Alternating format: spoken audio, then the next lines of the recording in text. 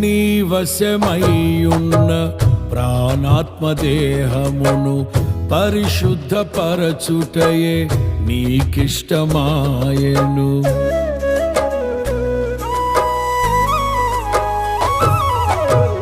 నీ వశమయ్యున్న ప్రాణాత్మదేహమును పరిశుద్ధపరచుటయే నీకిష్టమాయెను. పలు వేదనలలో నీతో నడిపించి తలవంచని తెగువ నీలో కలిగించి మదిలో నిలిచావు, మమతను పంచావు. నా జీవితమంతా నిన్ను కొనియాడెదను.